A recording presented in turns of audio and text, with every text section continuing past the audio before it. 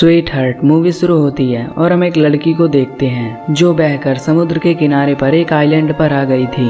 इस लड़की का नाम जेन होता है। उसके साथ में उसका एक फ्रेंड ब्रैड भी बहकर आ गया था। फिर जब वो उसके पास जाती है तो देखती है कि वो काफी बुरी तरह से जख्मी है और तभी उसकी सांसें भी बंद हो जाती हैं। ये देखकर वो काफी घबरा जाती है। इसके बाद वो उसकी बॉडी को वहीं छोड़कर इस आइलैंड को देखने लगती है, लेकिन वहाँ पर कोई नहीं होता। वो आइलैंड पूरा सुनसान था, यानी कि अब वो वहाँ पर फंस चुकी थी। फिर जब वो आइलैंड के कुछ अंदर जाती है तो तभी वहाँ पर उसे एक थैला मिलता है जिसमें उसे लेडीज पर्स और कुछ बच्चों के सामान मिलते हैं। तभी उसे उसमें एक मेडिसिन भी मिलती है जिसमें 1994 की डेट लिखी हुई थी, जिससे जैन को पता चलता है कि बहुत सालों पहले यहाँ पर कोई रहता था। उसे उस सामान में से एक माचिस भी मिल जाता है जिसे वो अपने पास रख लेती है। इसके बाद जब वो समुद्र के किनारे पर जाती है तो उसे वहाँ पर एक गिरा हुआ बड़ा सा पेड़ दिखता है जिसमें एक बड़ा सा होल था। ये देखकर जेन को आइडिया आता है कि वो अपनी सेफ्टी के लिए इस होल का इस्तेमाल कर सकती है, जहाँ वो आराम से रात भी गुजार सकती है।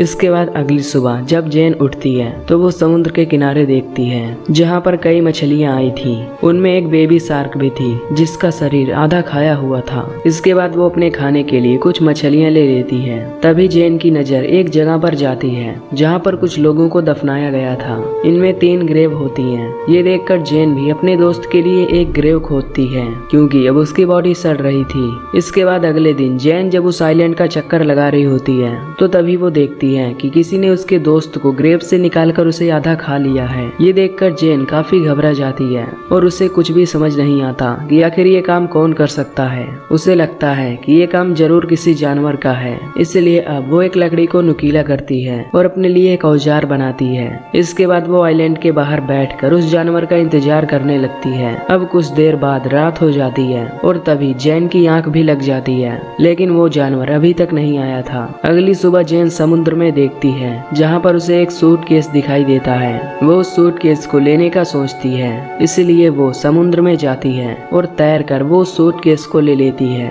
तभी उसे नीचे कुछ महसूस होता है, इसलिए वो नीचे जाकर देखती है। तभी उसे वहाँ पर एक बड़ा सा होल दिखता है जिसे देखकर वो काफी हैरान हो जाती है। वो तुरंत ऊपर आ जाती है। इसके बाद जब वो बाहर आती है तो वो सूटकेस को खोलती है। उसमें उसे शूज और कुछ कपड़े मिलते हैं। ये देखकर वो उन कपड़ों को पहन लेती है। इसके बाद जब रात होती है तब जेन उस सामान को चेक करने लगती है। तभी उसे उसमें कुछ फोटोज दिखाई देती हैं जिसे वो देखने लगती है और तभी जेन को पता चलता है कि एक फैमिली यहाँ पर छुट्टियाँ बिताने के लिए आई थी, जिनमें एक कपल और उनके 2 बच्चे शामिल थे। तभी जेन के ऊपर से एक प्लेन गुजरता है। ये देखकर जेन फौरन फ्लेयर गन चलाती है, लेकिन इसका कोई फायदा नहीं होता क्योंकि वो प्लेन तब तक जा चुका था। तभी जेन देखती है कि फ्लेयर गन की बुलेट नीचे आ रही है। फिर वो बुलेट जैसे ही नीचे गिरती है तो तभी उसे वहाँ पर एक क्रिएचर दिखाई देता है। ये देखकर वो काफी घबरा जाती है और आइलैंड की तरफ भागने लगती है। वो वहीं एक जगह जाकर छिप जाती है। तभी वो क्रिएचर वहाँ आकर उसे ढूंढने लगता है, जिससे जेन अब और भी ज्यादा डर जाती है और आज रात ऐसे ही बीत जाती है। अगली सुबह जेन फिर से उन्हीं तस्वीरों को देखती है। तभी वो एक फोटो के पीछे 2 चमकती हुई आंखों को नोटिस करती है, जिससे वो समझ जाती है कि ये वही क्रिएचर है जिसे उसने कल देखा था और शायद इसी ने उस फैमिली को मारा होगा। ये देखकर जेन अब इस आइलैंड से किसी तरह निकलना चाहती थी क्योंकि अब उसे काफी डर लगने लगा था। इसके बाद वो सूटकेस को खोलती है और उसमें एक लाइफ जैकेट डाल देती है ताकि वो उससे तैर कर यहाँ से निकल पाए। इसके बाद वो सूटकेस में बैठकर वहाँ से निकलने की कोशिश करती है, लेकिन तभी वो सूटकेस पलट जाता है, जिससे अब उसका ये प्लान भी फेल हो जाता है। अब फिर से वो उसी आइलैंड में आ जाती है, लेकिन अब उस क्रिएचर से बचने के लिए उसे कोई सेफ जगह चाहिए था। तो तभी उसे वो गिरा हुआ पेड़ दिखता है जिसमें एक बड़ा सा होल था और आज रात वो उसी में सोने का प्लान करती है। फिर जब रात होती है तब वो क्रिएचर फिर से वहाँ आ जाता है और उसे ये भी पता चल जाता है कि जेन उस पेड़ के होल में छिपी हुई है। तभी वो मॉन्स्टर उस पेड़ को तोड़ने की कोशिश करता है, लेकिन वो उसे तोड़ नहीं पाता और थक हार कर वहाँ से चला जाता है। अगली सुबह जेन उस पेड़ के होल से बाहर निकलती है। तभी वो देखती है कि उस क्रिएचर ने उस पेड़ पर कई वार किए थे, जिससे वो पेड़ टूट गया था। इसके बाद वो उससे बचने बचने के लिए एक नया प्लान तैयार करती है। फिर वो समुद्र में जाकर उसमें कुछ छोटी मछलियाँ गिराती है, जिससे वो एक बड़ी मछली को पकड़ती है। इसके बाद वो उस मछली को वहीं एक पेड़ से टांग देती है। उसका प्लान था कि जब वो क्रिएचर यहाँ आएगा तब वो उस मछली को खाकर यहाँ से चला जाएगा, जिससे उसकी जान बच जाएगी। अब अगली सुबह जैन उठकर देखती है कि उसका ये प्लान काम कर गया। उस क्रिएचर ने यहाँ आकर उस मछली को खा लिया था, जिससे वो बच गई थी। तभी जैन की नजर समुद्र के किनारे पर जाती है, जहाँ पर किसी की बॉडी तैर रही थी। ये देखकर वो फौरन उस बॉडी के पास जाती है, जहाँ वो देखती है कि वो बॉडी काफी सड़ चुकी है। ये देखकर उसके मन में आइडिया आता है। फिर वो उस बॉडी को भी वहीं पेड़ पर जाकर लटका देती है, ताकि वो क्रिएचर आकर उस बॉडी को खा सके और यहाँ से चला जाए। अब उसके लिए यहाँ एक दिन भी जीना काफी मुश्किल हो गया था। आज रात के लिए उसने अपने लिए एक गड्ढा बनाया होता है, जिसमें जाकर वो छुप जाती है और उस क्रिएचर के आने का वेट करने लगती है। फिर जब रात होती है तो तभी वो क्रिएचर वहाँ पर आता है। जैन उस क्रिएचर को पहली बार देखती है। वो उसे देखकर काफी डर जाती है। तभी वो क्रिएचर उस बॉडी को खा जाता है। तभी जैन को अपने ऊपर से कुछ आवाजें आती हैं, इसलिए वो जैसे ही ऊपर देखने के लिए उठती है तो तभी उसे उस क्रिएचर के पैर दिखाई देते हैं। ये देखकर जैन काफी घबरा जाती है और खुद को शांत रखती है। अगली सुबह जैन जब उठती है तब वो अपने लिए एक सेफ जगह चाहती है। अब क्योंकि उसने उस क्रिएचर की हाइट देख ली थी तो वो अपने लिए एक झूला तैयार करती है, ताकि वो क्रिएचर उस तक ना पहुंच सके। फिर वो उस झूले में जाकर छुप जाती है। अब जब रात होती है तब वो क्रिएचर फिर से यहाँ पर आता है, पर तभी उसे वहाँ जैन के होने का एहसास हो जाता है। तभी वो उस झूले वाले पेड़ को जोर जोर से हिलाने लगता है, क्योंकि वो उस तक नहीं पहुँच सकता था। तभी वो झूला टूट जाता है, जिससे जैन नीचे गिर जाती है। वो क्रिएचर जैन पर अटैक कर देता है, जिससे जैन अपनी जान बचाकर वहाँ से भागने लगती है। तभी जैन देखती है कि वो क्रिएचर जमीन से ज्यादा तो उस पानी में दौड़ रहा है। तभी वो सुपर फास्ट स्पीड से जैन के सामने आकर खड़ा हो जाता है, पर तभी जैन अपने उस लकड़ी के औजार को उस क्रिएचर के पेट में घुसा देती है, लेकिन वो क्रिएचर जैन को उठाकर पानी में फेंक देता है। अब जैन किसी तरह खुद को संभालती है। तभी वो देखती है कि वो क्रिएचर अब वहाँ से जा चुका है। ये देखकर वो पानी से निकलती है और वहीं एक पेड़ पर जाकर चढ़ जाती है। इसके बाद अगली सुबह जैन जब उठती है तो देखती है कि उसका पैर अब काफी जख्मी हो चुका था। इसके बाद वो खुद को साफ करने के लिए समुद्र में जाती है और नहाने लगती है। तभी कुछ देर बाद उसकी नजर दूर एक राफ्ट पर जाती है, जिसमें उसके दो दोस्त थे, जो कि किसी तरह सरवाइव करके वहां आ रहे थे। इनका नाम लूकस और मिया होता है। उन्हें देखकर जैन बहुत खुश होती है। इसके बाद वो जैन के पास आते हैं। फिर जैन उन्हें खाने के लिए कुछ मछलियाँ देती है, जिसे वो खाने लगते हैं। तभी जैन उन्हें उस क्रिएचर के बारे में बताती है। वो उनसे कहती है कि हमें जल्द से जल्द इस आइलैंड से निकलना होगा, क्योंकि वो भी यहाँ 7 दिनों से फंसी हुई है। पर लूकस और मिया उसकी बातों पर विश्वास नहीं करते। उन्हें लगता है कि वो एक झूठी कहानी बना रही है। वो उसे बताते हैं कि हम 5 दिनों से इस समुद्र में भटक रहे थे और अब जाकर हमें ये आइलैंड मिला है, इसलिए वो दोनों यहाँ से नहीं जाना चाहते थे। तभी जैन उन्हें वो तस्वीरें भी दिखाती है, जिसमें वो क्रिएचर भी साफ साफ दिखाई दे रहा था।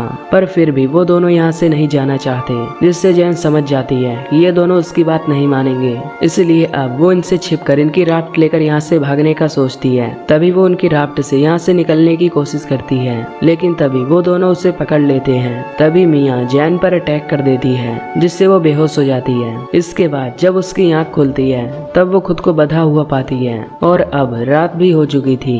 तभी वो लूकस को समझाकर खुद को खोलने के लिए कहती है, पर लूकस और मिया उसकी एक नहीं सुनते। इसके बाद मिया उस आइलैंड पर घूमने के लिए जाती है और लूकस वहीं जैन के पास से रुकता है। इधर जब मिया वॉक कर रही होती है तो तभी वो क्रिएचर पानी से निकलकर उस पर अटैक कर देता है। उसकी चिल्लाने की आवाज सुनकर लूकस तुरंत वहाँ पर जाता है। वो क्रिएचर मिया को पानी में खींच लेता है और उसे मार डालता है। ये देखकर लूकस बहुत डर जाता है। वो भागकर एक पेड़ पर चढ़ जाता है। अब सुबह हो जाती है, लेकिन लूकस अभी भी उस पेड़ से नहीं उतरता, क्योंकि अब उसे जैन की बातों पर विश्वास हो गया था। ये देखकर जैन उसे समझाती है और बताती है कि वो क्रिएचर केवल रात में ही आता है। ये सुनकर लूकस की जान में जान आती है और वो उस पेड़ से नीचे उतरता है। इसके बाद जैन लूकस से कहती है कि हमें जल्द से जल्द इस आइलैंड से निकलना होगा। ये सुनकर अब लूकस भी तैयार हो जाता है, जिसके बाद ये अपने खाने के लिए कुछ मछलियाँ और कोकोनट भी ले लेते हैं। साथ ही वो उन सभी सामानों को लेते हैं जिससे वो ज्यादा से ज्यादा उस समुद्र में सरवाइव कर सके। फिर जैन अपनी फ्लेयर गन भी ले लेती है,